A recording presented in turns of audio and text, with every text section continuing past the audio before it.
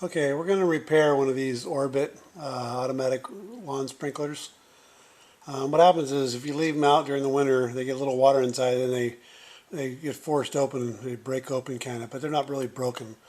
I don't ever learn my lessons, so I got to fix them each year. One of these days I'll decide to put them away for the winter. But anyway, if you turn out, you don't have to buy a new one, they're 30 bucks each. So instead of that, let's just show you how to do it. So take off the back. There's screws. There's 5 screws. You can see where they're at on this thing here. Just undo the 5 screws with a little cheesy screwdriver. And then what you're going to find is, it's going to be hard for you to see this, I guess, but this right here is screwed into here.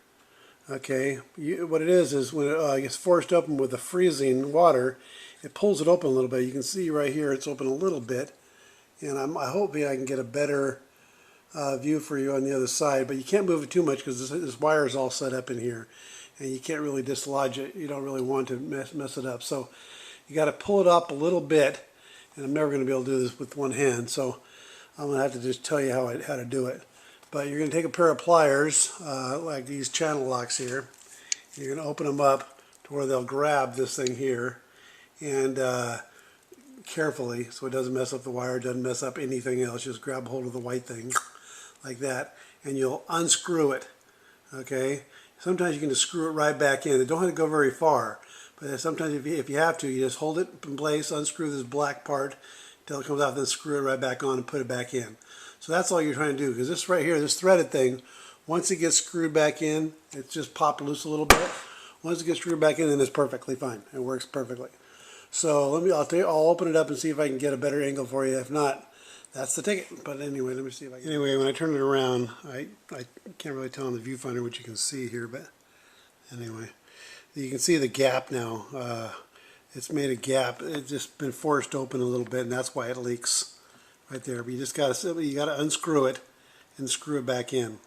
Okay, so grab a hold of it. You gotta be real careful with it, not to yank all these wires apart and everything, mess them all up, because everything will work perfectly if you can just do that.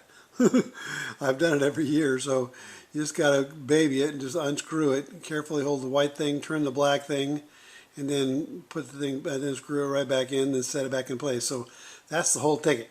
You want to get your pliers carefully on that white thing, unscrew the black thing, try not to move the white thing at all. As soon as you get it all the way unscrewed, you screw it back in, and it'll no longer have that gap which makes it leak, and you put it back together and you're golden. Okay, just save 30 bucks. Okay, again, I just held the white thing with the pliers, turned the black thing till it gets unscrewed. I don't know if you can see those threads or not. This viewfinder sucks.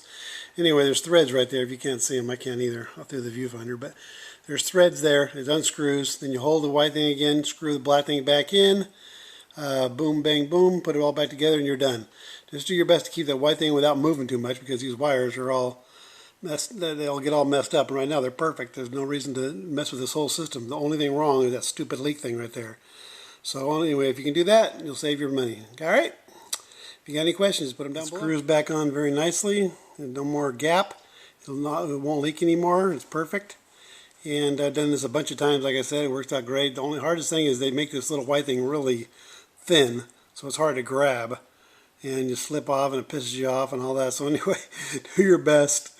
Try to hold just the white thing with the pliers, and then turn the black thing. And once it's undone, it'll screw right back on real nicely, and no leaks, and it'll work perfect. Okay.